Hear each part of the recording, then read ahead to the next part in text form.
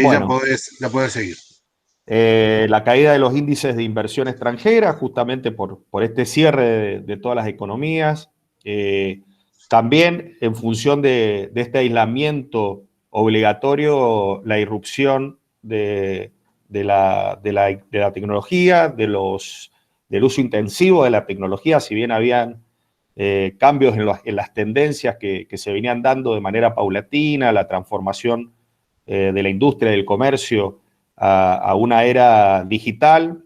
Esto fue acelerado por este contexto de pandemia y bueno, las nuevas formas de trabajo básicamente vinculadas a trabajo remoto, teletrabajo o home office y el crecimiento de la digitalización y del comercio electrónico. Esto es algo que todos los que estamos acá lo podemos observar y lo podemos incorporar en nuestros análisis, ¿sí? Si podemos avanzar. Entonces, acá vemos la caída de la industria a nivel nacional. ¿Qué sectores han tenido mayor caída? Digamos, ¿quiénes han sido más perjudicados por este contexto de pandemia? Tanto en las actividades industriales, ahí vemos vehículos, textiles, maquinaria y equipo. Y los sectores menos afectados han sido alimentos y bebidas, madera y papel, productos químicos. Y la construcción, el turismo y el comercio también fueron actividades fuera de lo que es la industria específicamente, también las más golpeadas, y también la caída, como lo mencioné anteriormente, del comercio exterior, y de alguna manera también lo que vemos que últimamente los medios han informado que hay una lenta recuperación, pero bueno, justamente esta recuperación tiene que ver con un esfuerzo que debemos realizar a partir de ahora para volver a estar en los niveles pre-pandemia. O sea, acá hay todo un esfuerzo por estar en el piso que estábamos, que ya veníamos de una crisis de crecimiento o de recesión en Argentina. Bueno, hoy tenemos que volver o hacer un esfuerzo para volver a esa situación que fue perforado ese piso como producto de la pandemia. ¿Sí? Si podemos avanzar. Entonces va a haber una lenta recuperación, dificultades en el comercio mundial y en el tema de los mercados, caída también de la inversión, el uso intensivo de la tecnología, y bueno, esto ya lo dije recién también, el tema de las nuevas formas de teletrabajo y de home office y de la digitalización del comercio electrónico. Si podemos avanzar. Me parece que estás yendo para atrás. Sí.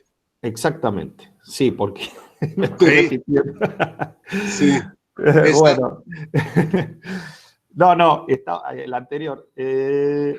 A ver, anda para atrás. Esa ya la vimos. Esa no la vimos. A ver. Ahí estábamos. A ver, ahora adelantada otra. Esa también. No, estás yendo para atrás. No sé por qué. Sí, no sé por qué. Espera. Esa. Bueno, vamos. Esa ya la vimos. Esa viene ahora.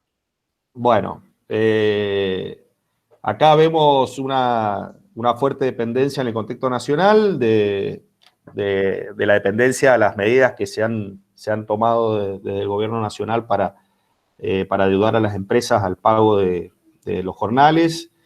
Y si bien la producción cayó en todo el país, hay estudios que dicen que por regiones se ha dado de manera diferente. Y bueno, según el Banco Central, la Argentina caería un 9,5, un menos 9,5 en 2020. Si podemos avanzar.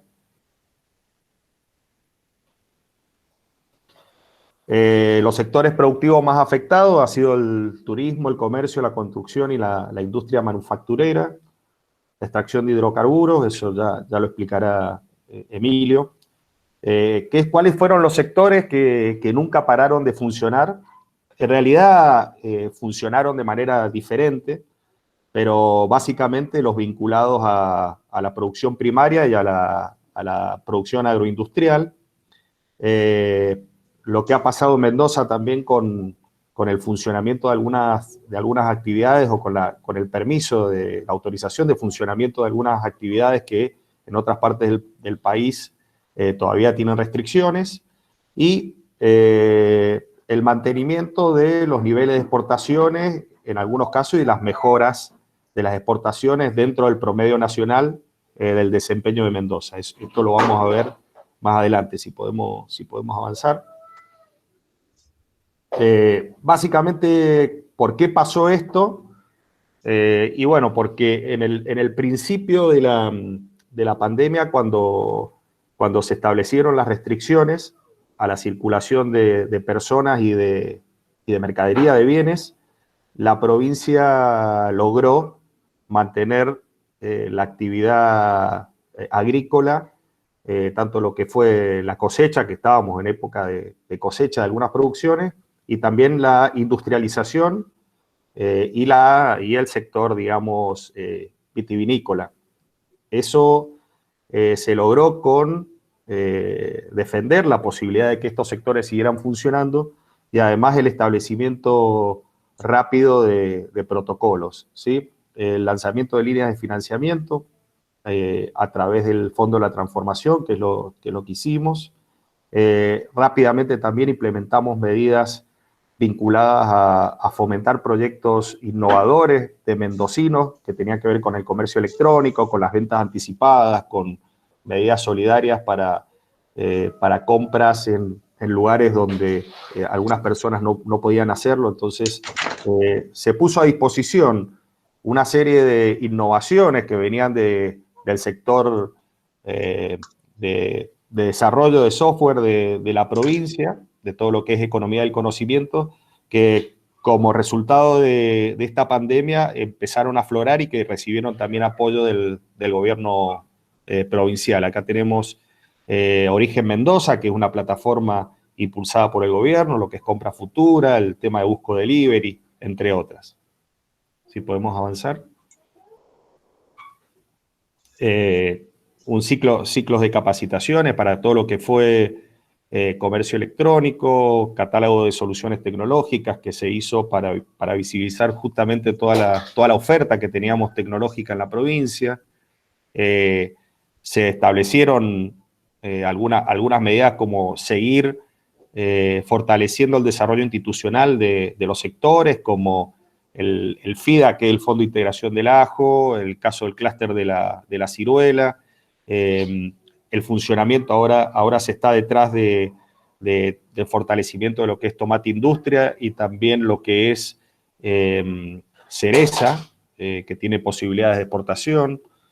El tema de la ley de desarrollo, de promoción y desarrollo de la industria audiovisual, que lo que hicimos fue reglamentarla y dotarla también de recursos. El trabajo con la UNCUYO en relación a las incubadoras. Bueno, la verdad que ha sido mucho trabajo vinculado a básicamente mantener la actividad primaria funcionando en función de los protocolos y motorizar todas las iniciativas vinculadas a la asociación de los sectores y a la posibilidad de desarrollar institucionalmente los sectores y también desarrollo de todo lo que es economía del conocimiento. Si podemos avanzar. ¿Cuáles son las últimas medidas que venimos tomando, que ustedes ya las pueden haber visto? La primera tiene que ver con Mendoza Activa, la segunda con el programa Enlace, el Banco de Vinos, el programa de Industria 4.0 y lo que es Mendoza Sostenible. Si podemos avanzar, así explico. Bueno, Mendoza Activa es un programa que lo que busca es, en épocas donde sabemos que el impacto sobre todo el tejido económico de la pandemia va a llegar a una disminución del volumen de comercio, de industria y de no crecimiento, lo que nosotros estamos tratando de hacer con este programa es justamente preservar el tejido económico en este contexto. Por eso hemos lanzado esta iniciativa que impacta sobre casi todas las actividades productivas de la provincia y que tiene que ver también con la preservación del tejido económico y también la preservación del empleo privado. ¿Mm? Si podemos avanzar. Entonces, el programa tiene una serie de componentes. La idea es que todos los actores de la economía de la provincia estén participando de esta iniciativa. Por eso, acá hemos incorporado los municipios, hemos incorporado el sector privado, a las cámaras, a los sindicatos, también de los municipios. Entonces, es la búsqueda de que todos hagamos un esfuerzo para salir adelante y para poner a la provincia de pie. En ese sentido, hay aportes, se ha pedido a los municipios que hagan aportes, digamos, de recursos. La provincia va a poner a disposición las transferencias en efectivo, el crédito fiscal, el aporte de los privados que ya lo mencioné y una tarjeta, como le llamamos nosotros, de bienes y servicios. Esto tiene que ver con que se va a favorecer la inversión y lo que se va a buscar es reintegrarle un 40% de esa inversión que haga tanto las personas físicas como las personas jurídicas o los fideicomisos. Si podemos avanzar. Entonces, ahí está un poco explicado, estos aportes son aportes no reembolsables y son esos tres mecanismos en el cual la provincia le devuelve al inversor o a la persona tanto física como jurídica, le devuelve un 40% de la inversión que ha realizado. En el caso de si el municipio participa y aporta un 10% más, la devolución de la ANR llegaría a la mitad de la inversión realizada por el privado. O sea que es un programa muy potente, muy fuerte, con muchos recursos puestos a disposición y que creemos que, de hecho, no solo lo creemos, sino que ya lo estamos viendo, que ha impactado y ha sido recibido de manera positiva. Tanto el ministro como el vicegobernador han recorrido todos los municipios, ha recibido apoyo de los municipios han manifestado que van a participar y que ya el programa lanzado, esto fue realizado en esta semana, ya encontramos que hemos recibido más de 4.000 consultas y ya hay personas que están ingresando sus proyectos. Si podemos avanzar. Acá vemos un poco cómo es la composición del programa, el destino de la inversión. Acá vemos que contempla la industria y cómo se distribuye esa devolución, tanto en beneficio fiscal, en crédito fiscal, como en efectivo, como en la tarjeta de pago de servicio. La tarjeta de pago de servicio lo que tiene como función es destinar consumo a aquellas actividades que han sido más perjudicadas o que nosotros hemos evaluado que más lentamente van a reaccionar desde el punto de vista económico. Por eso ahí está contemplado todo lo que es el pago de jardines maternales, escuelas, clubes, lo que es hotelería, gastronomía, bares, gimnasios, bueno, todas aquellas actividades que han tenido que van a tener una más lenta recuperación por efecto de la pandemia son las que se va a destinar con esta tarjeta de pago de servicio. Ahí vemos entonces que la industria, lo que puede hacer la industria, puede comprar maquinaria industrial y puede comprar insumos. En lo que es agricultura, también hay beneficios para lo que es fruticultura, para montes frutales, para infraestructura vinculado al sector primario, para maquinaria agrícola, en forrajes también, en lo agroindustrial también, vinculado a lo que les mencionaba yo, la colocación de malla, también antigranizo. En la construcción, que es algo que ha tenido gran impacto acá, la construcción tiene que ver con la posibilidad de construir, de ampliar, de remodelar, tanto una vivienda como un comercio o una industria. Y lo que es comercio y servicio vinculado al equipamiento y también la posibilidad de hacer compras de mercadería. ¿Sí? Podemos avanzar.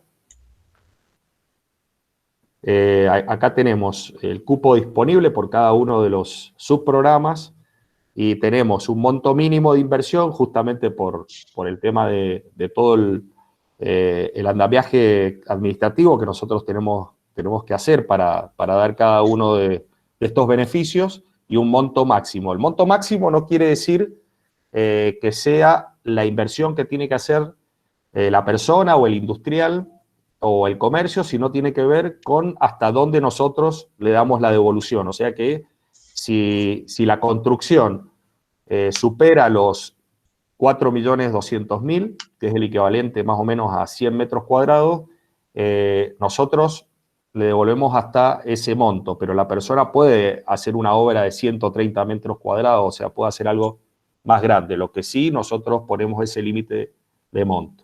¿Sí? Si podemos avanzar.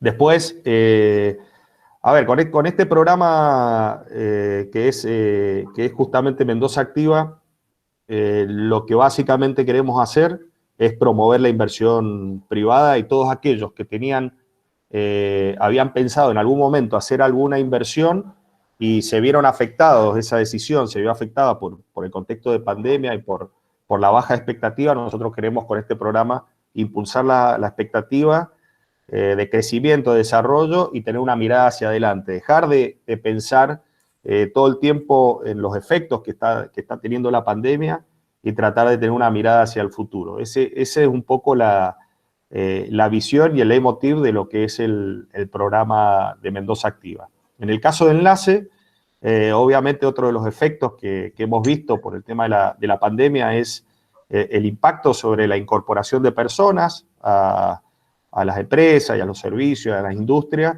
y nosotros queríamos también promover la posibilidad de que personas pudieran hacer prácticas laborales certificadas, que es así como se llama el programa, dentro de un ámbito de trabajo. Este programa también implica un gran esfuerzo, si podemos avanzar, y tiene que ver con el aporte de recursos de la provincia para que las personas puedan realizar, no un trabajo, sino justamente una práctica laboral de 4 horas de lunes a viernes, o sea, un total de no más de 20 horas semanales, en un lugar donde puedan certificar trabajo y puedan aprender. Después quedará en la posibilidad de aquellos que han hecho esta vinculación, la posibilidad de seguir ya trabajando de manera permanente. Entonces, si podemos avanzar. 3 minutos, Alejandro. Bueno, ya lo expliqué, si podemos avanzar, es el incentivo económico es de 7.000 pesos para las personas, un poco eso está relacionado también con los programas nacionales. Hemos hecho un esfuerzo un poco de subirlo un poco más e incorpora personas de 18 a 55 años, que esa es la otra diferencia que tiene que ver con los programas nacionales. Si podemos seguir avanzando, ya.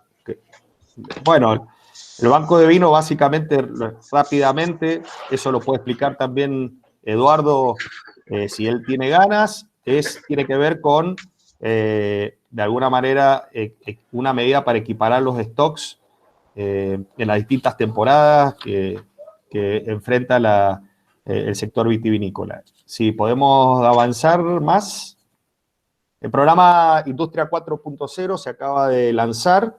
De hecho, fue lanzado hace una hora y media y tiene que ver con mejorar lo que es el acceso a la tecnología de todas nuestras industrias. Acá hay un hay un trabajo articulado entre distintas instituciones nacionales y provinciales y también instituciones educativas, el INTI, el INTA, UTN, UNCUYO, el IDITS, el Polo TIC, o sea, todas estas entidades están participando de lo que es el programa 4.0 y justamente la idea es incorporar a nuestra tecnología en nuestro tejido industrial. Si podemos avanzar. Ese es un poco de qué trata el programa y si podemos avanzar. El otro tiene que ver con un desarrollo que es Mendoza Sostenible, que es también un programa destinado a promocionar la economía circular, el desarrollo sostenible y los emprendimientos de triple impacto. ¿Qué es, si podemos avanzar, qué es lo próximo que viene? Es lo que el ministro Baquier denomina el paquete tecnológico. Van a haber 3 iniciativas legislativas que tienen que ver básicamente con la tecnología, con lo que es el desarrollo científico y tecnológico, con lo que es economía del conocimiento y con lo que es startups y emprendedorismo. Eso es un lanzamiento que en su momento hará el gobernador y el ministro, pero que ya está fuertemente decidido y está avanzado la formulación de estos proyectos.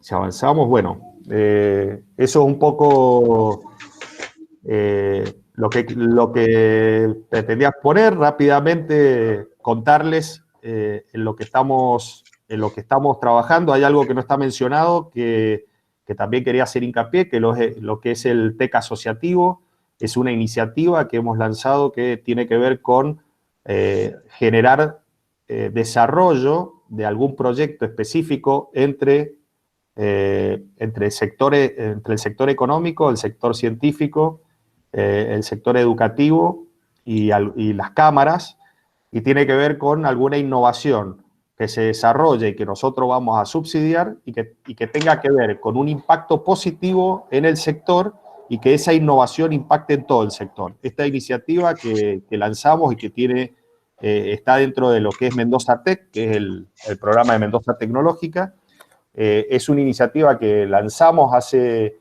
ya una semana, ha tenido mucho impacto, ha habido muchos interesados y la verdad que ya estamos pensando en ver de lanzar otra iniciativa similar porque la verdad que la respuesta ha sido positiva. Bueno, eso es todo por mi parte. Muchas gracias por la invitación y por darme la posibilidad de exponer. Muy bien, muchísimas gracias, Alejandro. Un aplauso virtual de parte de todos, supongo, porque nosotros no podemos.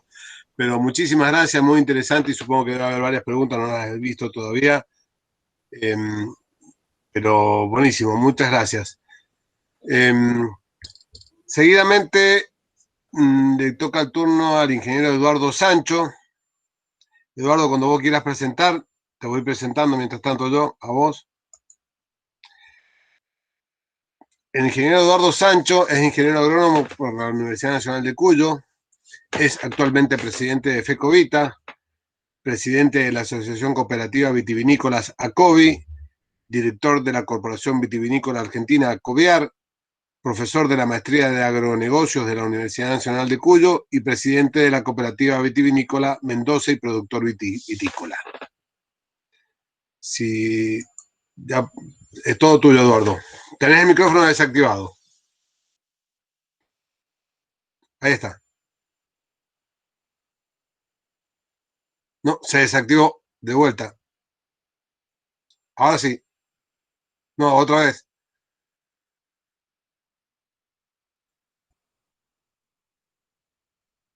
A ver, habla. No, está desactivado tu micrófono, Eduardo.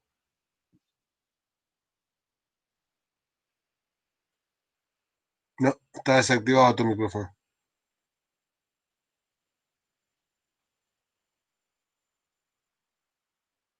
Tenés desactivado. Ahí está, ahí está. Ahí está. Ahí está. Ahora puedes presentar de vuelta. A ver, vamos a ver.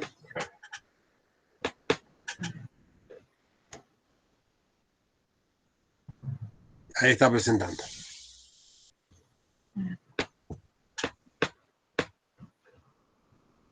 Bueno, ahí estamos un poco, lo que me tocaba a mí, era un poco hablar de la vitivinicultura. Por supuesto, un gusto de acompañarnos en esta presentación. Muchas gracias por la invitación. Y bueno, después, por supuesto, abierto a todas las consultas que ustedes que quieran hacer. Primero, dar una pantallazo un poco de la viticultura a nivel mundial, qué pasó con la pandemia. La vitivinicultura europea se vio muy afectada, fundamentalmente por causas de consumo. ¿Por qué esta causa? Porque sobre todo lo que se llama Italia, Francia y España, que son los países más vitivinícolas, tuvieron el inconveniente del turismo. Y en el caso de esos tres países, el consumo de vino está muy atado a lo que es turismo y lo que es botella abierta, digamos, todo lo que es restaurante. Por eso tuvieron una baja de consumo bastante importante durante la pandemia en Europa. También afectó a nivel internacional la cancelación de las ferias internacionales, donde indudablemente se hacen muchos negocios. Estas ferias no son para mostrar solamente los vinos, sino la calidad de los vinos y ver la competencia, sino fundamentalmente son para hacer negocios. Indudablemente que, bueno, algo se reemplazó a través de las teleconferencias, pero no hay la misma relación que hay. Sí, en la parte positiva hubo aumento a nivel internacional de las ventas online. Esto ha pasado prácticamente en todo el mundo. No hay mediciones exactas cuánto ha aumentado porque la información no está registrada totalmente, pero sí se ve que ha sido un impacto importante con las ventas. También el aumento de las ventas de negocios de proximidad. Esto también fue importante, que no solamente se dio en Europa o en el mundo, sino también fuertemente en la Argentina. Y la caída, como decíamos al principio, de ventas de restaurantes y turismo y un mayor consumo doméstico, que también se dio en el caso argentino y se vio en el mundo. O sea, varias características de estas coincidimos con lo que pasó en la Argentina. ¿Qué pasó en la pandemia en la Argentina? Bueno, lo primero, algo que dijo Alejandro recién, nosotros estuvimos exceptuados en la cosecha, esto fue muy importante, a nosotros nos agarró en plena cosecha, no el caso europeo que ya había sido la cosecha, ellos estaban ya posterior a la cosecha, en Europa la cosecha en mes de septiembre, octubre, y la pandemia empezó enero, diciembre, enero.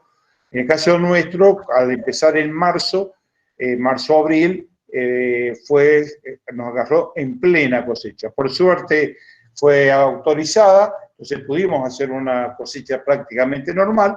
El único problema grave que tuvimos en la cosecha fueron que ustedes saben que la cosecha se paga prácticamente todos los viernes y se paga en efectivo, los cosechadores no aceptan tarjeta de crédito, ni de débito, ni pueden ir a los cajeros. Bueno, al cerrar el sistema bancario, esto tuvo un perjuicio importante porque no se podía sacar efectivo y no se podía pagar a los cosechadores. En el caso nuestro, lo solucionamos a través de nuestros clientes que nos anticiparon efectivo, pero prácticamente FECOVITA tuvo que actuar como banco, ayudado por las cooperativas para que llegara a los productores y poder pagar el levantamiento de la cosecha. También tuvimos problemas con algunos municipios, provincias fueron muy pocas, pero sí varios municipios que prohibieron la venta de alcohol en el principio de la pandemia por un error de que iba a afectar. O sea, creemos que fue una confusión muy grande al principio y esto tomó medidas también muy desordenadas, algunas a nivel provincial, otras a nivel municipal. Cada uno quería cuidar más y bueno, estas prohibiciones indudablemente afectaron un poco el consumo. Después, la necesidad de acopio de insumos por el cierre de las actividades. Esto, nosotros tuvimos algunos problemas, por ejemplo, con corchos, o sea, a pesar que se siguió el fraccionamiento normal, ahí tuvimos mucho apoyo de nuestro personal, prácticamente FECOVITA no paró en ningún momento, ni las cooperativas, ni los productores, ni FECOVITA en el fraccionamiento, pero por ejemplo tuvimos algunos problemas de insumos con corchos, porque venían de San Juan y bueno, y no dejaban la fabricación de corcho en la provincia de San Juan, pero al poco tiempo se arregló. Dificultades para realizar entrega a clientes dentro del país. Ustedes creo que tienen claro que hubo mucha confusión, entonces habían fronteras cerradas, municipios que no cortaban las rutas nacionales y no podían pasar los camiones, aunque no fueran ese municipio, etcétera. Como positivo, el aumento del consumo doméstico, ya vamos a explicar esto cómo afectó en el caso de la vitivinicultura, caída del turismo enológico y de consumos en vinotecas, bares y restaurantes, en el aumento de las exportaciones y la caída de la facturación en dólares. O sea, ese fue un fenómeno que las exportaciones aumentaron en forma importante en el tema volumen, pero bajó en la exportación. Ya vamos a ver también algunos motivos. Si nosotros vemos el consumo, esto en el 2019, para que se den una idea cuánto se consume en el hogar y cuánto se consume el vino en todo lo que es botella abierta, vemos que el principal consumo en la Argentina es fundamentalmente el hogar con un 70% y solamente en lo que es fuera del hogar es un 30%. Esto quizás no tengo el dato exacto de Europa, pero les podría decir que Europa es exactamente al revés o cercano a esos números. ¿Qué pasó con el consumo? Vamos primero al mercado interno, el fraccionamiento con respecto a la Argentina. Bueno, tuvimos, si tomamos enero a junio del 2020 versus el mismo periodo del 2019, el consumo aumentó casi el 7%.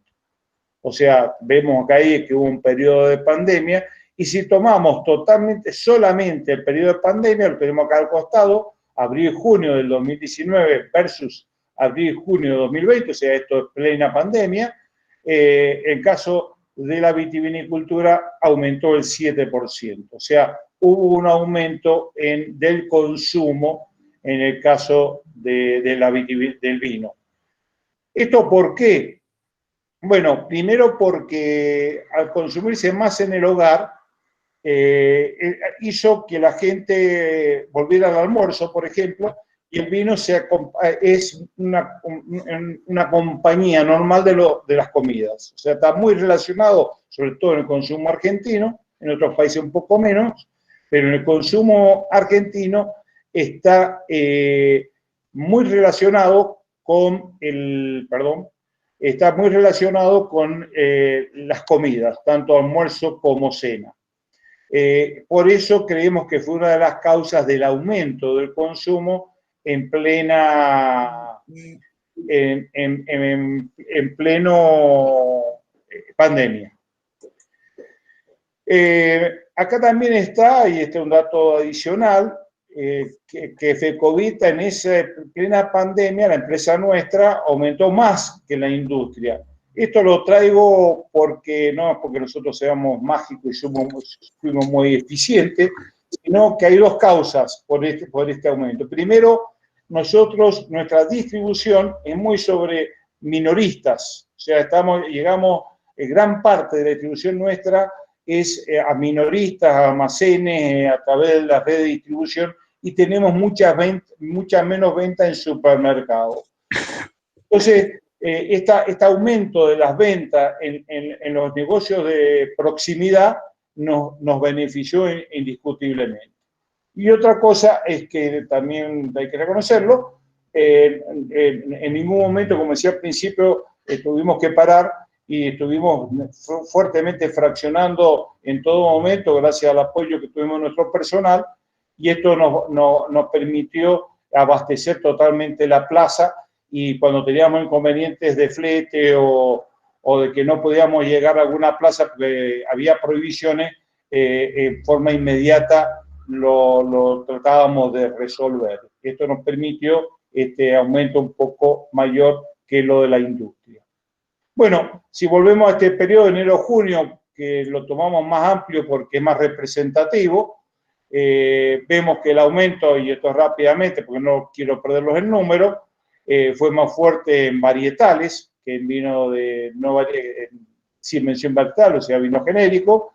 En el caso de espumoso bajó el consumo, y en otros también subió. Acá la Dama Juana tuvo alguna representación en esto. Abajo justamente está por envase, y vemos que el fuerte fue en botella, sobre todo una botella que está bastante de moda en el consumo, que es la de 1125, o sea, menor a 1500 centímetros cúbicos y mayor a 750, fue donde más fuerte creció el consumo, de casi el 46%. Caso del Tetra, en esta se mantuvo, bajó un poco, un 3%, y el Bag-in-Box también bajó, pero su porcentaje es bajo en la Argentina, en base todavía que el consumidor no conoce suficiente. ¿Qué pasó con las exportaciones? Esto sumando fraccionado y granel. Bueno, ahí hubo un fuerte aumento, 46%, tomando el mismo periodo. Esto fue bastante importante y, bueno, se debe a varios factores. Un factor que lo vemos acá, si ustedes ven en el fraccionamiento, en el mercado externo, decíamos nosotros que había aumentado fuertemente el consumo, como ven, pero la facturación había bajado. ¿A qué se debió eso? Bueno, vayamos al tema envase y ya lo vamos a ver más claro. El que más aumentó las exportaciones se debió al Tetra Brick, que aumentó el 28%, o sea que prácticamente una gran parte de ese aumento de las exportaciones fue Tetra Brick. Y esto, lo que benefició o lo que produjo este aumento fue fundamentalmente las exportaciones a Paraguay.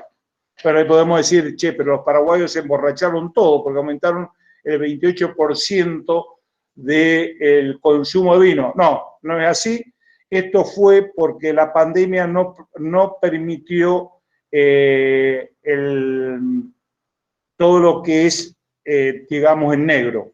No permitió el paso de la frontera sin declarar. Esto hizo que se blanqueara todas las operaciones, y por eso ese aumento, que les diría que no fue de consumo, sino gran parte fue debido a que se blanquearon todas las operaciones porque como estaban cortados los caminos, tenía que pasar todo en camión. Esto ayudó a blanquear las operaciones y por eso se ve este aumento importante de Tetra, y también gran parte está acá en este número que parece realmente muy grande, un 46% de aumento de las exportaciones, pero gran parte, o parte, no gran parte, pero sí una parte importante se debió a esto. Por eso también este dato que decíamos recién, que aumentó el volumen, pero bajó la facturación, porque el Tetra fue un porcentaje bastante importante en la exportación. En el caso del jugo de uva, o sea, del mosto concentrado, tuvimos también un aumento. Así que la vitivinicultura en sí podemos decir que tuvo un buen comportamiento, y que ha habido una recuperación del consumo, y esperamos que esto se quede. ¿Qué pasa después de la pandemia? Bueno, oportunidades. Captar nuevos consumidores, a ver si esto algo queda. Indudablemente que la gente a lo mejor vuelve y deja el almuerzo familiar, esto puede disminuir un poco el consumo. Bueno, nosotros creemos que parte de eso, no totalmente, pero parte de ese consumo se va a quedar, sobre todo lo que llamamos, sobre todo lo que es mercado interno. El desarrollo de canales online, que han aumentado fuertemente, eso creemos también que es una oportunidad porque se queda y la gente se ha acostumbrado a ese tipo de comercialización. Afianzar nuevos envases como la lata, el bag-in-box, que son envases interesantes, que aumentan el consumo y que da más comodidad a las personas. Abrir nuevos mercados internacionales, y después, dentro de las amenazas, la sostenibilidad del productor, el problema de que puedan entrar cada vez más otras bebidas, la caída del consumo, el tema de la graduación alcohólica, que por las razones climáticas Argentina ha ido aumentando la graduación alcohólica y también los aumentos impositivos, porque bueno, se está viendo que hay muchas posibilidades post pandemia que para pagar la deuda del Estado haya impuestos, mayores impuestos, y esto indudablemente sería muy perjudicial. Quiero hacer hincapié un poco en uno de los problemas que no es solamente la pandemia, pero puede afectar, puede agravar la pandemia, que es la sostenibilidad del productor. Hasta ahora, este año, podemos decir que ha sido positivo para el productor, porque esta mayor demanda, tanto el mercado interno como el mercado externo, y debido también a las medidas del Acuerdo Mendoza-San Juan, donde se diversificó a mosto, este año ha estado la oferta y la demanda equilibrada. Esto ha hecho que el vino para el productor aumentara en forma importante. Para darles un dato, el año pasado, en el mes de octubre, noviembre, un productor por un litro de vino tinto recibió 8 pesos y en este momento está recibiendo cerca de 15, 16 pesos. Se ha habido una recuperación bastante importante y ha sido por este equilibrio oferta y demanda. Bueno, lo que decía Alejandro también recién, el Banco de Vinos, que es una herramienta que recién va a empezar a funcionar. Nosotros estamos muy conformes con esa medida. Creemos que el Acuerdo Mendoza-San Juan tiene que hacer la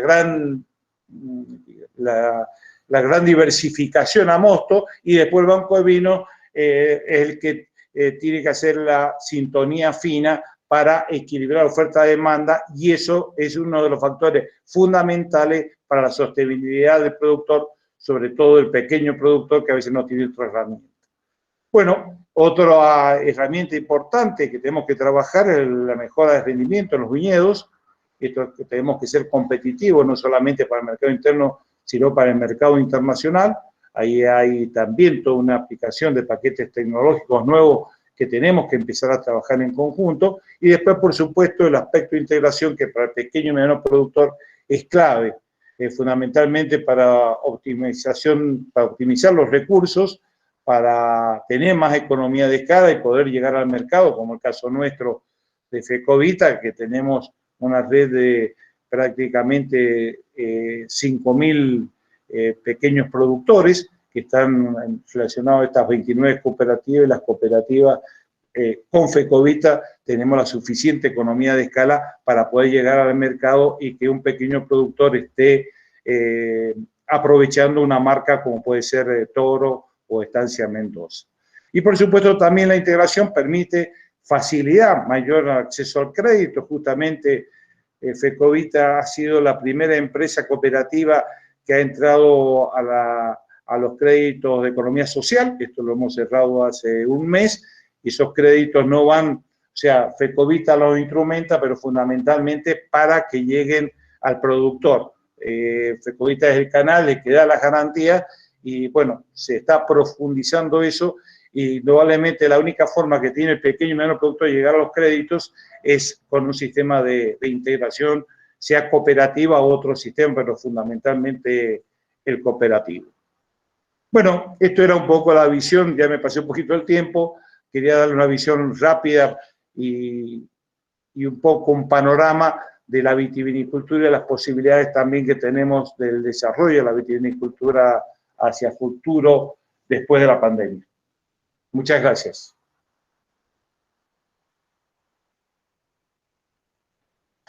Muy bien, Eduardo, muchísimas gracias. Un aplauso virtual acá, hago yo en representación de todo.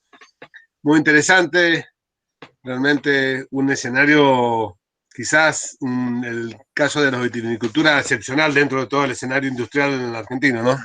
Pero bueno, además es una alegría que nuestra industria madre esté funcionando bastante bien. Bueno, y para cerrar el panel de exposiciones, lo tenemos de Emilio. Buenas tardes. Tenés el micrófono desactivado, Emilio. Hola, buenas tardes, Patricio. Buenas tardes, Eduardo. Hola, Alejandro. Hola a todos. Muy buenas tardes. Bueno, ¿querés preparar tu presentación mientras te voy presentando? Sí, yo voy a exponer más que presentar. Bueno, perfecto. Así que hoy, aunque he hecho un pequeño punteo de los temas, escuchando la última parte de la exposición de la exposición de Eduardo, así que te dejo que introduzcas vos y Bueno, arranques. Emilio Iñazú Fader es ingeniero industrial de la Universidad Nacional de Cuyo y cuenta con una maestría en liderazgo de negocios, un MBA realizado en la Escuela de Graduados de Liderazgo Empresarial de la Universidad en Monterrey, México. Emilio se desarrolló su carrera tanto en el sector privado como en el público, cuenta con una amplia experiencia en la gestión de proyectos y organización dedicadas a la planificación, desarrollo, construcción y operación de aprovechamientos energéticos, así también como en la planificación estratégica, diseño y lanzamiento de operaciones. Se especializó en el desarrollo de negocios, negociación de contratos, procesos de management y administration, creo que es eso, MBA, transferencia de tecnología y contrataciones, project finance, gestión de comerciales. Ha participado en el desarrollo de actividades a nivel internacional en países como Argentina, Brasil, Chile, Uruguay, Canadá, Estados Unidos, México, Malawi, Sudáfrica, China, Alemania, Australia, Italia, Dinamarca, Finlandia, Inglaterra, entre otros. Además cuenta con una experiencia en la coordinación de los recursos públicos privados para la concreción de proyectos productivos y de infraestructura. Actualmente es subsecretario de Energía y Minería de la provincia de Mendoza, nada más. Eso es todo. Emilio, todo tuyo la computadora.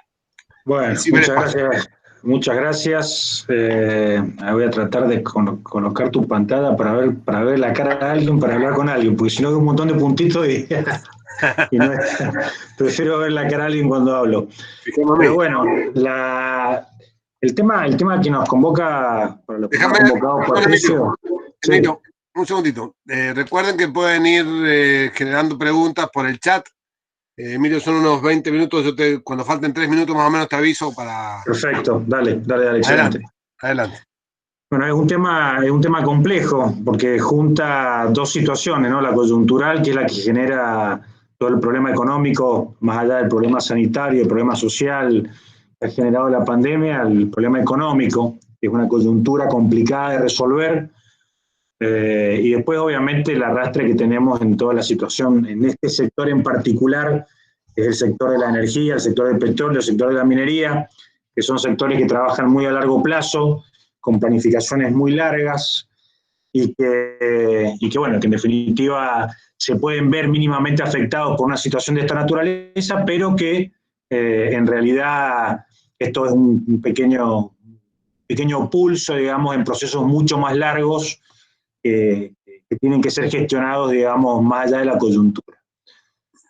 Por lo cual, el hablar de la situación de la energía, el petróleo y la minería post-pandemia tiene que ser abordado esos dos puntos, ¿no? La pequeña lapso que nos genera la crisis fundamentalmente de demanda que ha provocado en los mercados energéticos la cuarentena, a la cual nos ha obligado la pandemia, y después la situación de largo plazo, que es la que tenemos que ir gestionando y venimos gestionando desde hace unos años, y tendremos que adaptar mínimamente, pero que en definitiva, superado este año, pongámoslo así en esos términos, debería empezar a normalizarse y debería seguir avanzando de acuerdo a lo que era la situación pre-pandemia. Desde el punto de vista de la cuarentena, indudablemente golpeó muy fuerte sobre todo al sector energético, y dentro del sector energético sobre todo al sector petrolero. Esto fundamentalmente porque la cuarentena generó que todos nos quedáramos en casa de alguna manera. Esto generó una crisis de demanda en todo lo que son combustibles, sobre todo para lo que es el combustible vehicular. Generó que muchas empresas y muchas fábricas se parasen o redujesen su ritmo de trabajo. Esto generó una crisis de demanda también en todo lo que es la parte de consumo de energía. Y esto indudablemente a la provincia de Mendoza la golpeó desde dos puntos de vista. Generó una ralentización en todos los procesos de inversión, fundamentalmente de vuelta en la parte petrolera. Desde el punto de vista fiscal la golpeó a la provincia, porque ustedes saben que el tercer ingreso de la provincia son las regalías petroleras, y la producción de petróleo se redujo casi un 40% en el peor momento de la crisis, que fue por el mes de junio. Hoy ya estamos bastante mejor y probablemente normalizándonos sobre fin de año, si es que no tenemos un retroceso provocado por la evolución de la enfermedad. En términos de energía eléctrica, la afectación se vio porque obviamente la demanda cayó, porque mucho del aparato productivo de la provincia redujo su ritmo de trabajo, pero objetivamente la afectación en el sector energético en sí no fue tan grande, vamos a ser claros, nadie dejó de trabajar, ninguna empresa paró ni ninguna empresa se fue a la quiebra, como puede haber pasado en otros sectores económicos y como debe haber comentado más temprano Alejandro. Es un sector que tiene una inercia muy grande, tanto para hacerlo funcionar como para después para que se pare. Entonces, de vuelta, son pendientes mucho más suaves, tanto en la subida como en la parada.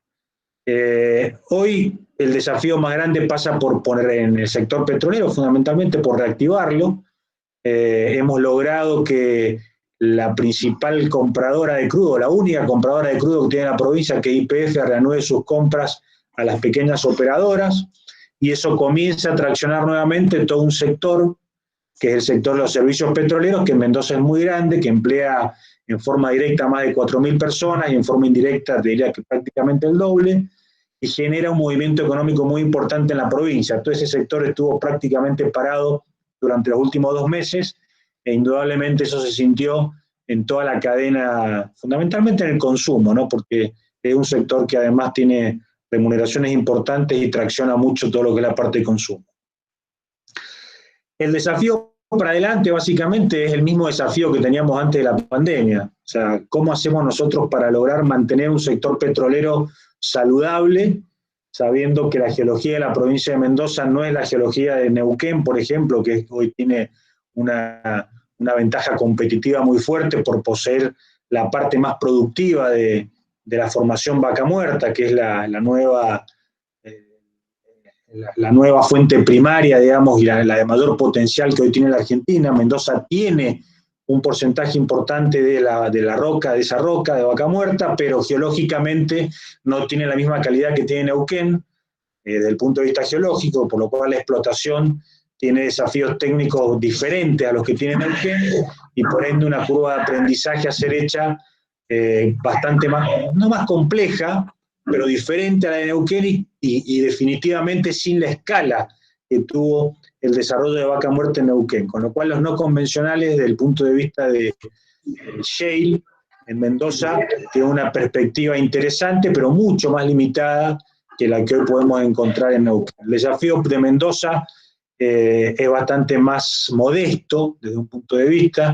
Nuestro desafío pasa por hacer el mejor aprovechamiento de los yacimientos en la provincia, que son, sobre todo en la cuenca cuyana, yacimientos maduros, que requieren la incorporación de nuevas tecnologías, como la recuperación terciaria, el uso de polímeros, que hacen que realmente sea un desafío importante, desde lo técnico y desde lo económico. No es fácil mantener la cuenca cuyana produciendo al nivel que está produciendo, es cara, y en un mundo de petróleo bastante más barato que el que vimos nosotros, que teníamos hace un año atrás, el mantener la cuenca cuyana operando a un nivel razonable, sobre todo para mantener los niveles de empleo, no es un desafío menor, va a requerir una reingeniería completa desde el punto de vista fiscal, probablemente vamos a tener que como provincia, como actor petrolero, entender cómo darle competitividad a eso. Va a requerir probablemente un cambio de actores, o sea, empezar a incorporar empresas más chicas, más livianas, que tengan costos fijos menores, que sean más ágiles. Hoy en la cuenca cuyana, el protagonista sine qua non principal y absolutamente primario, digamos, YPF. YPF es una empresa grande dentro de los estándares de nuestro mercado, que tiene estructuras bastante complejas, bastante pesadas en algunos casos. Por lo tanto, el desafío para YPF va a ser justamente adaptarse a una cuenca que ya está madura, que es cara de producir y que probablemente requiera mucha agilidad y mucha liviandad, que sea muy liviana para la toma de decisiones. No tanto así la parte sur de la provincia, donde todavía existen yacimientos convencionales con un potencial muy grande de desarrollo. Hoy podemos decir que tenemos 2 o 3 yacimientos al sur de la provincia, sur de Neuquén, prácticamente límite con Malargüe, que sí nos abre una perspectiva interesante. Y el desafío en ese caso pasa por dotar a toda esa región de la infraestructura necesaria para que las empresas mendocinas puedan ser competitivas prestando servicio a esos yacimientos y que no nos pase como nos está pasando ahora, donde toda la externalidad positiva que genera la explotación petrolera en el sur de la provincia prácticamente se la están llevando entre Neuquén y La Pampa, justamente porque, aunque parezca mentira, la conexión de la zona sur de la provincia de Mendoza con el resto de la provincia es muy, muy pobre, muy mala. Tenemos muy malas rutas, no tenemos conexión, no tenemos energía prácticamente, paradójicamente, no tenemos energía dentro en esa zona. Para llegar de Malargüe, que es el polo económico, digamos, más importante del sur de la provincia, hasta los yacimientos de Chachahuén, por ejemplo, Cerro Morado o el Corcovo, tenemos 300 kilómetros, de los cuales más de 200 kilómetros son por rutas de ripio, y por el otro lado tenemos 40 kilómetros por ruta de asfalto hacia centros de servicio, como pueden ser 25 de Mayo en La Pampa o la zona de Neuquén, el norte de Neuquén, se me acaba de escapar el nombre, ahora me viene a la cabeza. Con lo cual el desafío grande para nosotros es dotar de infraestructura esa zona. Venimos trabajando con eso ya hace un par de años, hemos hecho todo un trabajo de prefactibilidad para entender cuál es la forma más efectiva de dotar de infraestructura, más competitiva, y estamos avanzando ahora ya en un anteproyecto para la erradicación del parque industrial y de servicios de Patamora. Patamora es una región, una localidad muy, muy pequeña, exactamente en el límite entre Mendoza y Neuquén, que sirve apenas, digamos, prácticamente de zona de paso para la gran mayoría de los prestadores de servicios petroleros que transitan entre, como les comentaba, los yacimientos de Chachahuén, del Corcovo, de Jahuel, y que terminan yendo a La Pampa y terminan yendo a Neuquén. En esa zona, para que ustedes tengan una idea, Mendoza gasta más de $1 millón por día en bienes y servicios, por día $1 millón, y prácticamente nada de ese movimiento económico queda en la provincia.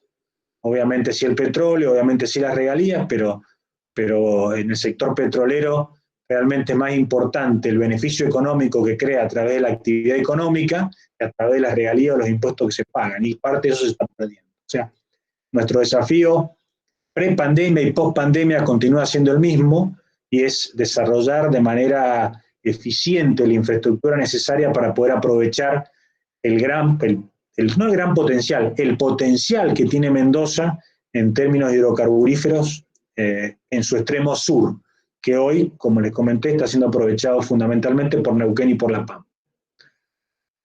La otra área de la cual, digamos, se discutió muchísimo a principio de año, y desgraciadamente obviamente yo como responsable del sector minero,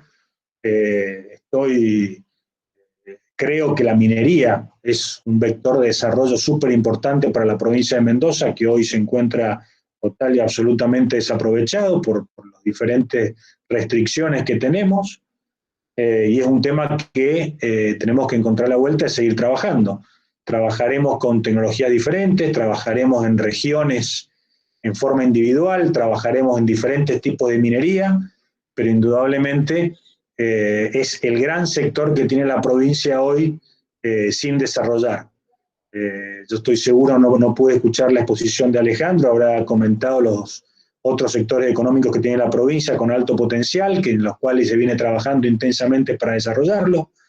Escuché la última parte de la presentación de Eduardo, en el cual comentaba la situación por la cual está pasando el sector vitivinícola, que paradójicamente, gracias a Dios, digamos, ha sido de alguna manera positivamente afectado por parte de la situación que generó la pandemia y la permanencia en los hogares y el tipo de cambio de hábitos y los cambios de ritmos a los cuales nos hemos visto sometidos.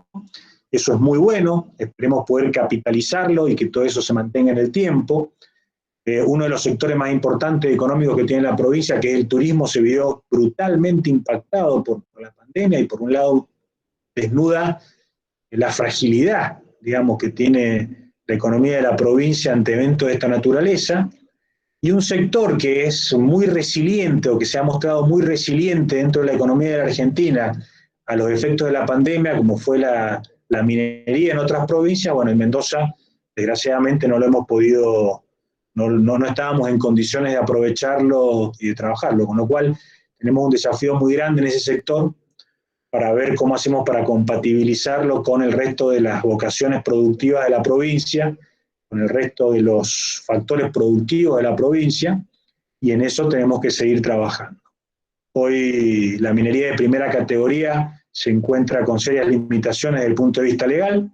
No es el único tipo de minería que se puede hacer, se puede trabajar todavía mucho en minería de segunda, minería de tercera categoría. La minería de tercera categoría está directamente vinculada a las obras de infraestructura y a la construcción, lo cual, más allá de que podamos controlar un poco mejor o formalizarla un poco más, realmente no es mucho lo que podemos nosotros para hacer para promover la tercera categoría. La tercera categoría está traccionada directamente por la obra civil. Cuando la obra civil se moviliza, la tercera categoría se moviliza, y cuando la obra civil o la obra de infraestructura no se moviliza, no es mucho lo que podemos hacer nosotros para generarle una demanda a un sector que tiene, por otro lado, serias limitaciones de logística. O sea, la tercera categoría, que sería todo lo que es roca de aplicación, áridos, el cemento, entra en la tercera categoría, tiene una restricción de logística muy importante. No podemos exportar áridos, no podemos, el radio de efectividad o de eficiencia para el transporte de la tercera categoría está limitado por los costos de transporte, con lo cual está directamente vinculada al movimiento económico de la provincia. La segunda categoría, que sería todo lo que es la minería que se utiliza para la industria, o que entra en un proceso de industrialización posterior. En el caso de Mendoza, lo que más se explota es lo que está vinculado al sector petrolero, básicamente todo lo que son las diatomeas, todo lo que son, bueno, la baritina que se utiliza en los lodos de perforación. Ahí dependemos mucho también del arrastre que nos genera el sector industrial. Ahí sí tenemos algo para hacer y estamos trabajando. Y la primera categoría tiene limitaciones importantes, por limitaciones legales importantes, y bueno, hay todo un desafío muy grande para poder compatibilizar lo que se puede hacer en términos de primera categoría con el resto de las restricciones que no son legales, sino son más de índole cultural y social. Ahí hay un desafío grande, hay algunas cosas que se pueden hacer, y el desafío nuestro está en poderlas llevando de a poco para que el resto de los sectores económicos y la población en general perciba, digamos, los beneficios que puede tener trabajar en ese sector, y de a poco podamos desarrollarlo.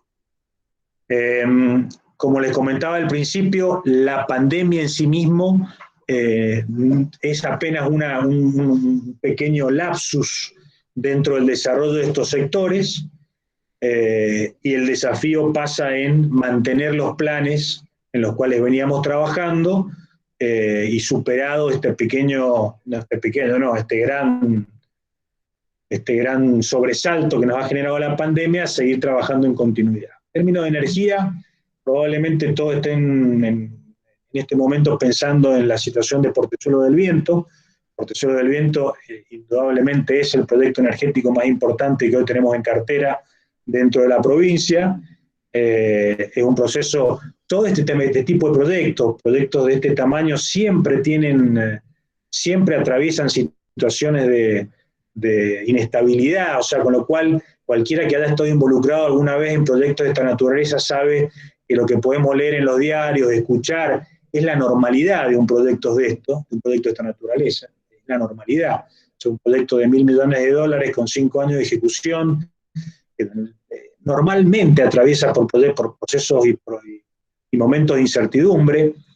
Todo lo que estamos viendo ahora respecto a la discusión con el resto de las provincias del COIRCO es una situación que, por más que suene dramática, es la normalidad. Ustedes piensen que Portezuelo del Viento, antes de llegar hasta donde estamos, tuvo 2 procesos de licitación que fueron interrumpidos. dos procesos de licitación lanzados por el gobierno nacional, primero como obra pública, después como PPP, y recién después llegamos nosotros al proceso de licitación bajo control de la provincia, y ahora la licitación, como ustedes saben, avanzó, se recibieron ofertas, estamos en proceso de evaluación. El proceso de evaluación de las ofertas es bastante complejo, probablemente nos lleve hasta final de año tener una definición sobre este proceso, que es lo normal en este tipo de proyectos. Así que creo que no tenemos, digamos, por qué temer que el proceso se vaya a interrumpir, más allá de las pequeñas turbulencias que vayan a ocurrir, y esperemos realmente tener Portezuelo del Viento ya preadjudicado o adjudicado probablemente a fin de año. ¿Qué es lo importante de Portezuelo del Viento, más allá de la magnitud de la obra en sí mismo?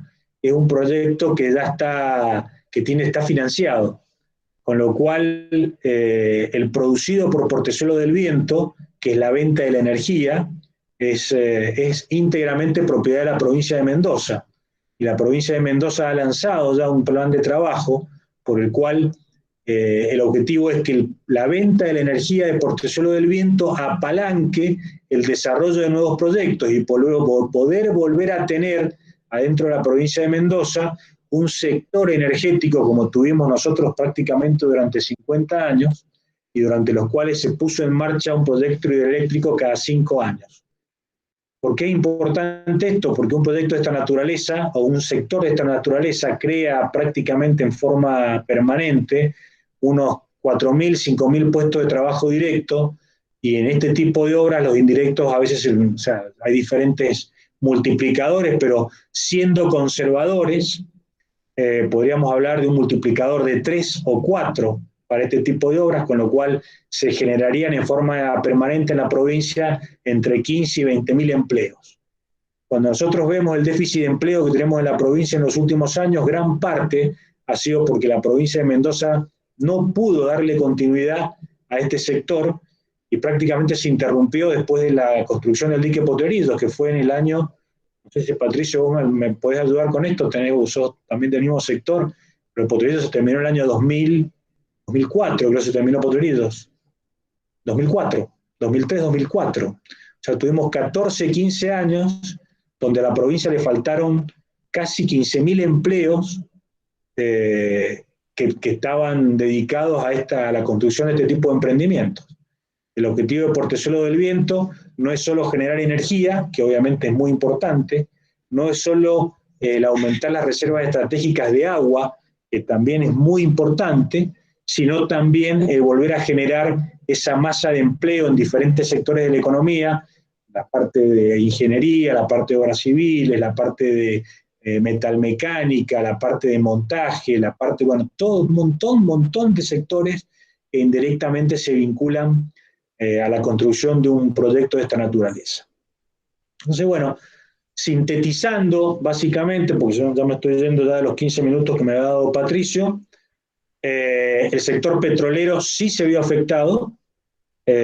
No tuvimos una pérdida de empleo masiva dentro del sector petrolero porque las empresas petroleras, por su propio tamaño y naturaleza, tienen un poquito más de espalda y han podido soportar los 3 meses de pandemia, con lo cual, relanzando las operaciones como las estamos relanzando en los últimos 30 días, probablemente podamos atravesar la pandemia sin sufrir una gran afectación o gran pérdida de empleo por la pandemia.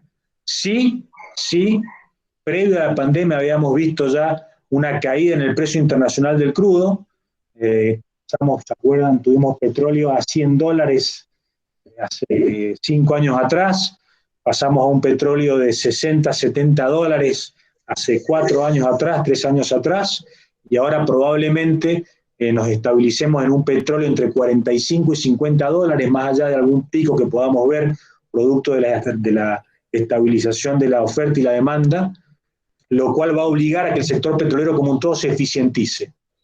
Probablemente sí veamos algún cambio en la estructura de las empresas, no producto de la pandemia, sino producto de los nuevos equilibrios de oferta y demanda a nivel internacional, Pero yo creo que Mendoza está en condiciones de adaptarse, lo ha hecho antes, y probablemente logremos estabilizarnos. Indudablemente el desafío es mantener la producción, y como les comenté más temprano, un desafío que implica desafíos técnicos diferentes a los que tienen otras cuencas, porque nuestros desafíos justamente son las cuencas maduras, los yacimientos maduros, no el shale, básicamente más allá de que podamos eventualmente hacer algo en el sur. El desarrollo de infraestructura para poder aprovechar el sur, en términos petroleros, en términos energéticos, indudablemente Portezuelo del Viento es el gran proyecto y en el cual creo que vamos a seguir evolucionando bien y sobre el final de año tendremos el proyecto adjudicado. Y la gran materia pendiente que tiene Mendoza prácticamente en todos los ámbitos, en temas culturales, términos sociales, términos ambientales, términos económicos, que es buscar conseguirle un desarrollo o conseguir lanzar la minería de forma armónica con el resto de las actividades y el resto de las vocaciones productivas de la provincia. No sé, Patricio, si vos tenés alguna pregunta que hacer al respecto. Probablemente ahora abramos un periodo de preguntas. Bárbaro. Bueno, muy bien, Emilio, muchísimas gracias. Muy, muy interesante todo este tema que son de mucho interés para todos nosotros. Así que bueno, hemos concluido con la exposición de los tres participantes. Ahora abrimos el espacio de preguntas. Les pido que vayan mandando las preguntas por el chat que tiene el Google Meet. Tengo acá una pregunta ya dirigida a Alejandro Slotolov. ¿Cómo se puede participar en el programa Industria 4.0? Es una pregunta que hacen. Sí. Pueden participar comunicándose con nosotros, pasar mi contacto y vemos de poder ampliar la participación. Eso está abierto, la posibilidad de incorporarse y sobre todo este entramado que se está armando entre el sector público y sector privado y el sector científico-tecnológico, en el cual estamos avanzando en otras iniciativas. Me parece importante que estén incorporados. Así que, con que se comuniquen conmigo, lo podríamos resolver. No hay ningún inconveniente. Bueno, hago otra pregunta. Todo lo que es la Mendoza Activa, Alejandro. Sí. ¿De dónde va a salir el financiamiento de todo eso? Porque toda esa es plata que se va a reconocer a los emprendedores o a los proyectos.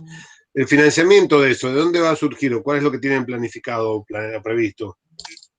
El financiamiento ya está, digamos, ya está asegurado. Es el financiamiento todo el gobierno provincial. Son recursos propios en las tres modalidades de funcionamiento del programa o las tres modalidades de evolución de la ANR. Uno como crédito fiscal, el otro como aporte en efectivo y el otro como tarjeta de pago de bienes y servicios. Ahí te recuerdo que también le hemos agregado al programa varias incorporaciones tecnológicas. La primera, la convocatoria que hemos hecho a billeteras virtuales, o sea que el programa va a funcionar con billeteras virtuales. Hay muchas presentaciones de billeteras virtuales de desarrollo local, lo cual es muy interesante porque eso nos permite abrir el espectro de fintech y de incorporación de todas estas herramientas al funcionamiento de un programa público. Eso es nuevo, es novedoso. Y lo otro, la posibilidad de hacer el trámite íntegramente online, o sea, todo el trámite se hace para incorporar el proyecto de cada inversor, se hace online y con un seguimiento del trámite online también, donde la persona puede ver cuál es el circuito administrativo que va siguiendo su trámite. O sea que tiene también un componente de innovación, de utilización de herramientas tecnológicas y de transparencia, que me parece que la verdad, de todos los programas públicos que yo he visto, es inédito a nivel provincial. Y también nos han consultado de otros lugares, de municipios y de otras provincias, sobre las características del programa, pues lo han visto muy novedoso. Muy bien. Eduardo Sancho, cuando hablaste de mejoras de rendimiento y hablaste de los paquetes tecnológicos para lograr esas mejoras, ¿podés especificar o tienen previsto idea de cuáles son esas mejoras tecnológicas a las cuales apuntan? Sí, a ver, primero se necesita, si nosotros sacamos un promedio de la producción de la provincia vitivinícola por hectárea, estamos hablando de 120 quintales por hectárea. Ahí indudablemente bajísimo, tendríamos que estar en los 220, 250 quintales por hectárea. Y los paquetes tecnológicos son varios según lo que tomemos. Primero riego, todo lo que es riego presurizado, que es difícil que el productor lo haga en la propiedad cuando está bajo riego, porque antes habría que entregar más el agua a la demanda. O sea, no es un problema de inversión de la propiedad, sino primero inversión de infraestructura. O sea, los embalses en las inspecciones de cauce, porque si no es prácticamente imposible donde hay derecho de riego hacer la presurización. Después todo aquello que es un poco menor, bajar los costos. La cosecha mecánica, en el caso nuestro, para el pequeño productor, hemos comprado 3 New Holland ya hace 3 años para ayudarlo al productor a que haga cosecha mecánica, porque cada vez más complicado de conseguir gente en el campo. Está también todo lo que es la poda mecánica, o sea, ir a un sistema que poco a poco vaya bajando los costos del productor y aumentando los rendimientos por hectárea. Porque hay que tener claro que no solamente para el mercado interno, sino que cuando salimos al mercado internacional hay que competir con Chile, hay que competir con Australia, hay que competir con Estados Unidos, donde las producciones por hectárea son más importantes que las que tenemos nosotros. Muy bien, muchas gracias. Emilio, hay una pregunta que dice, ¿cuál es el gasoducto del sur que se está priorizando como obra de expansión? Hemos estudiado mucho el tema del abastecimiento me imagino que se referirán al abastecimiento de gas de Malargüe. Se ha estudiado mucho y la verdad que Malargüe hoy día está encerrado en una situación de poca demanda o de demanda muy estacional y enormes distancias. Con lo cual los proyectos de gasoducto, de llevarle un gasoducto por caño a Malargüe, hoy día la verdad que no cierra ninguno y muy probablemente se continúe trabajando con el abastecimiento que hoy tiene Malargüe y se incorpore la utilización del gasoducto virtual, que es la tecnología que incorporamos para abastecer de gas a la central térmica de Anchori, que es mover gas utilizando la tecnología de gas natural licuado. El gas se comprime y se enfría, realmente se consiguen densidades energéticas enormes. Un camión de gas natural licuado lleva 600 veces más cantidad de energía, entre comillas, que el mismo volumen de GNC, y la tecnología se ha mostrado bastante eficiente y hemos logrado mantener en funcionamiento la central térmica de Anchori con uno de los factores de utilización más alto de todas las centrales térmicas contratadas en los últimos 4 años, con lo cual la solución se ha mostrado eficiente a los valores de gas que se están consiguiendo en las bocas de pozo o en los lugares donde están los hubs de concentración de entrega de gas. Resulta bastante interesante y es muy probable que a Malargüe se lo termine abasteciendo con este tipo de tecnología, que es bastante más eficiente hoy día que tirar un caño cuando la demanda de la otra punta del caño, digamos, y la distancia que tengo que recorrer con el caño no justifica esa inversión. Para que tengan una idea, para llevar un caño a Malargüe estaríamos hablando de una inversión de 80 a 90 millones de dólares, y cuando calculamos el consumo de Malargüe, la cantidad de habitantes que tiene, y no se pagaría ni en 200 años. Entonces, es muy probable que la tecnología del GNL nos termine dando la solución que hasta ahora no pudimos encontrar con las tecnologías tradicionales. No sé si esa era la pregunta, y si no era la pregunta, que me repregunten. Responde acá mismo la misma persona que hace la pregunta, dice, justamente quiero saber a qué se refieren cuando hablan del gasoducto del sur en Enargas. Conozco el sistema de gasoducto virtual a granel. A ver, hoy las únicas obras que estaban planeadas, que estuvieron en la última RTI, son expansiones de gasoducto, la conexión del gasoducto en San Rafael, y una expansión que sí se realizó en todo el este de la provincia. Ahora, dentro de la provincia de Mendoza no hay planificado ningún gasoducto nuevo, y menos un gasoducto de ese tipo. Probablemente se me ocurre, no, sino que me repregunten, estén hablando de los proyectos de gasoductos para sacar el gas de Vaca Muerta y llevarlo hacia la demanda en Buenos Aires, o posible exportación de gas a Brasil, o en su momento, como se habló, a los puertos en Buenos Aires para sacarlo y exportarlo a través de GNL. Esos gasoductos hoy día no están claros cómo se van a financiar y si finalmente se van a construir. No sé si se refieren a eso realmente. No, Mendoza hoy no tiene planificado ningún gasoducto troncal importante en el sur. Puedes hablar si querés hacer la pregunta. Habilita tu micrófono. Emilio Ruth Gravina es la que te hacía esa pregunta. Ok. ¿Le escucho? Hola, no sé si me escuchan. Sí, Le escucho. Sí, ¿qué tal, Emilio? Sí, conozco el tema de gasoductos. Yo trabajé muchos años como gerente en Ecogas. Estuve con el proyecto, trabajé concretamente en el momento de la planta de propano aire en Manalhue. Y me llama mucho la atención que vi varias veces publicado, tanto en el Enargas como en otras publicaciones últimamente, que hablan del gasoducto del sur en Mendoza. Y la verdad que para mí no existe eso, no. No hay ningún producto. A ver, la conexión de Malargüe con la conexión de Malargüe, o sea, se tiraron 2 o 3 proyectos en su momento, lo analizamos junto con YPF, lo analizamos junto con, para tratar de conectar Malargüe a la cabeza de gasoductos que tenemos en Neuquén, a Rincón de los Sauces, me había ido el nombre, por Dios, a Rincón de los Sauces. Pero la verdad que son proyectos carísimos, de ninguna manera lo paga la demanda, o sea, absolutamente.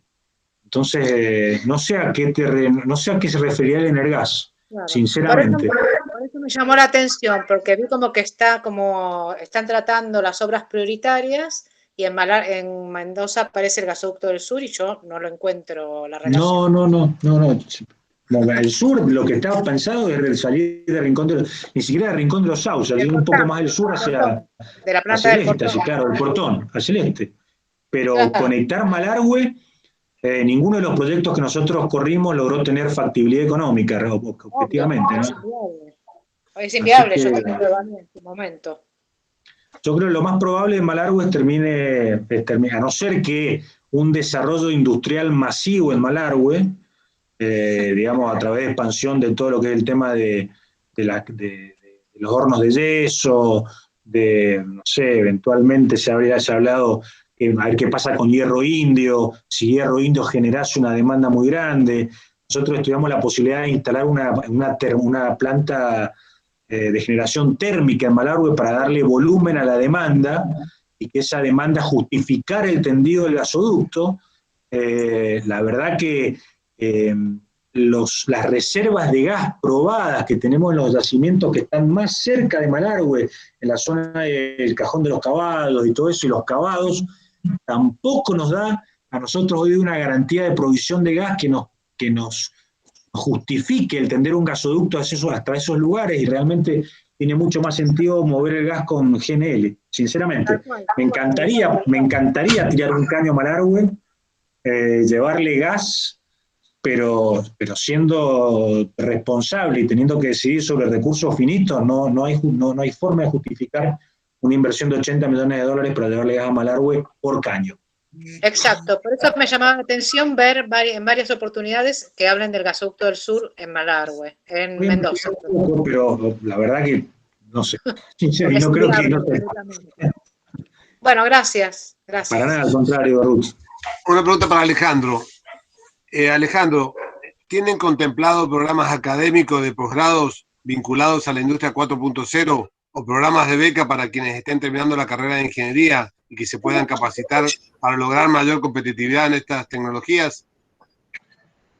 A ver, en el punto 3, yo les cuento un poco cómo es el proceso de lo que es el Industria 4.0. El primero es el relevamiento de necesidades, es el primer aspecto del programa, después viene lo que es el catálogo de soluciones, y en la tercera parte del programa es donde yo creo que se pueden incorporar chicos que estén en la etapa superior de los estudios, que es justamente en la integración entre los sectores. Acá es donde justamente aparece la posibilidad de brindar soluciones a problemáticas específicas vinculadas a la innovación y al desarrollo de tecnología dentro de los sectores industriales, y acá es donde yo veo la posibilidad de que se incorporen, digamos, con sector académico, con chicos que estén en los últimos años de los estudios, justamente para ofrecer estas soluciones y ofrecerlas e interactuar, ya empezar a interactuar con la industria, brindando aportes específicos al desarrollo y vinculación tecnológica. Muy bien, muchas gracias. Otra pregunta que está relacionada con la que hicieron hace un rato, de cómo participar en el programa Industria 4.0 por parte del Instituto de Comunicaciones de la Universidad, de la Facultad de Ingeniería. Bueno, lo que respondiste, contactarse contigo directamente a través. Yo ya tengo tu contacto, así que podemos contactarnos desde la facultad con vos directamente, Alejandro. Así es, sí, así es. Bien, muy bien, muy bien. Bueno, a ver, ¿alguna otra pregunta? Yo tengo una pregunta que está dirigida a Emilio y a Alejandro, que son los representantes del sector estatal público, que no sé si ellos van a tener la posibilidad de responderlo o si creo que la respuesta puede ser hasta personal. En todo este periodo de cuarentena que hemos vivido, y hablo de cuarentena porque le echamos la culpa al bicho, al coronavirus, y en realidad las consecuencias sociales que estamos teniendo tienen que ver no con la pandemia, sino lo que se hizo por la pandemia. Es decir, entonces yo diría, la cuarentena nos ha puesto en una situación económica social complicada. Y se nos está pidiendo a los particulares y a los empresarios un esfuerzo muy grande. A las empresas, a la pequeña y mediana empresa, al particular, al libre, a la persona que tiene su propio negocio, pyme o chico, el kiosquero, nosotros los particulares. Pero, ¿qué está pensando el Estado en hacer, qué esfuerzo está pensando en hacer el Estado para que el resto de la sociedad se sienta que también forma parte del esfuerzo y que no está haciendo un esfuerzo y que no se ve reflejado en lo que hace el Estado? No sé si está clara la pregunta. Emilio y Alejandro, que son los dos representantes del Estado, llamemos. A ver, yo arranco y después seguramente Alejandro, que tiene una visión bastante más integral, seguramente va a poder completar y complementar mi respuesta. O sea, el Estado el Estado es parte de la sociedad como un todo, digamos. Cualquier cosa que haga el Estado, en definitiva, termina siendo por propiedad transitiva un esfuerzo de toda la sociedad. Si vos te referís, tal vez la pregunta vaya de que, así como se han tenido que apretar el cinturón, digamos, los sectores productivos tradicionales por falta de demanda o por un montón de situaciones, si el Estado está haciendo lo mismo, yo te diría que sí, digamos, el Estado hoy día está haciendo un esfuerzo muy grande por eficientizarse, por reducir sus gastos improductivos al máximo y por tratar de meterle mucha creatividad y mucha cabeza a acciones que puedan llegar a dinamizar la economía respecto a si las decisiones sanitarias respecto a las decisiones de mantener la cuarentena o el distanciamiento o las limitaciones a determinados sectores han sido eficaces o podrían haber sido más eficientes desde el punto de vista del impacto económico versus el beneficio sanitario, la verdad, ahí no te podría responder. Creo que el mundo entero ha trabajado casi por prueba y error en esta experiencia. Sinceramente creo que hay pocos países que puedan decir, o pocas experiencias que puedan ser absolutamente positivas, pocas experiencias que se pueda decir que han sido absolutamente negativas, y me parece que dentro del contexto de la Argentina el equilibrio que ha tratado de mantener la provincia de Mendoza en términos de cuidado de la salud y cuidado de la economía, dentro de todo ha sido dentro de todo, y para la estructura económica de la provincia de Mendoza, que nosotros dependíamos de sectores absolutamente impactados por la pandemia, como es el turismo, por ejemplo. Sí. Dentro de todo la experiencia no ha sido tan mala, dentro de lo malo que ha sido. Nos podría haber ido peor.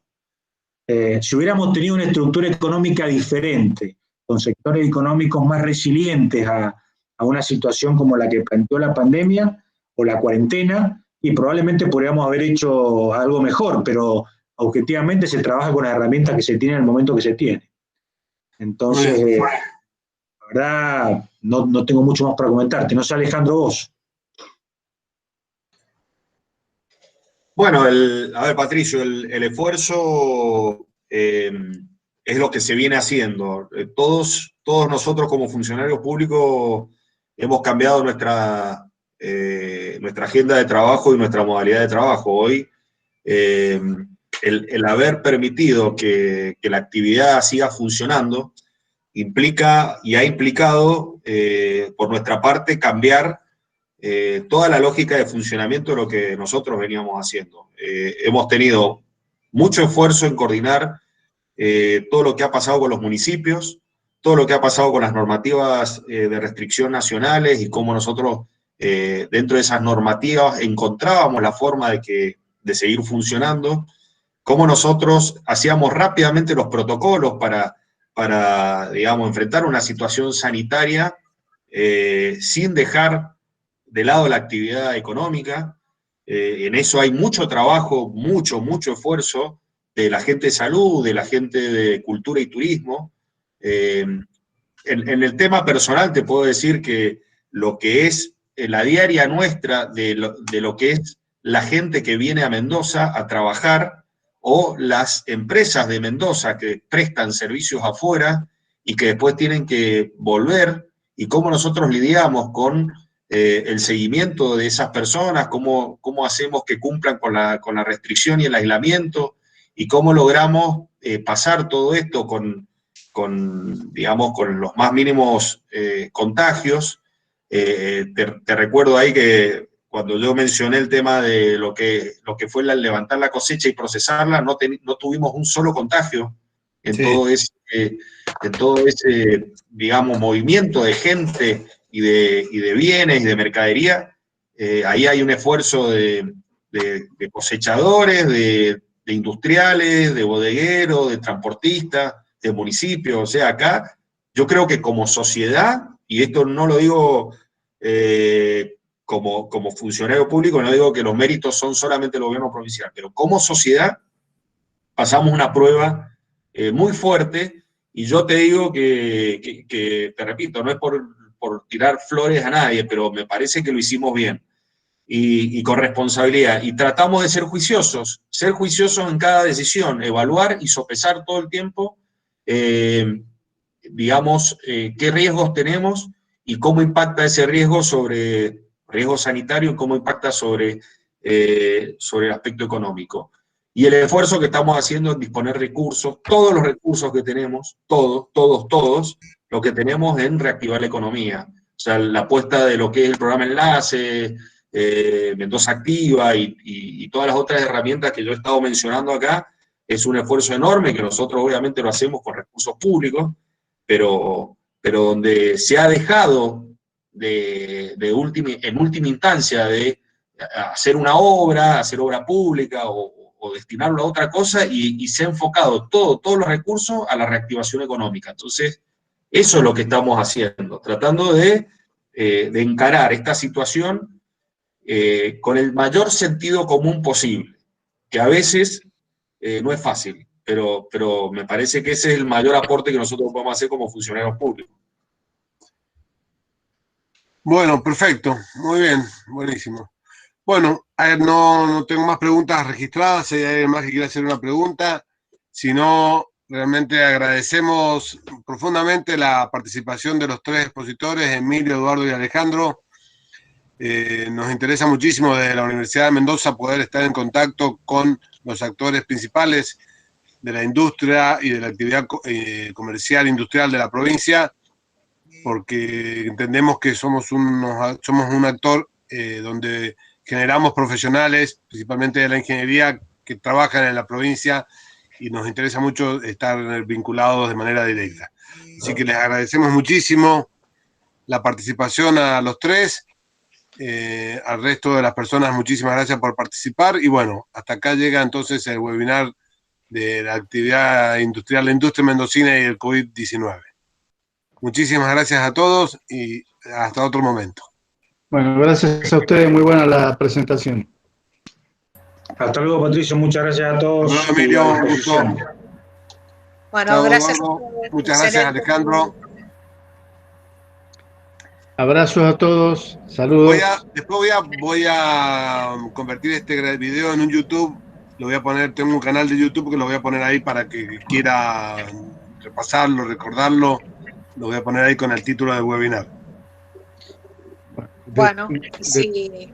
Acordate de hacernos los contactos para ver qué aporte podemos hacer. Sí, no hay problema. Facultad. Muy bien, muchas gracias. Abrazo a todos. Chao, chao. Chao, Patricio. Hasta luego. Hasta luego. Hasta luego. Chao. Chao, hasta luego.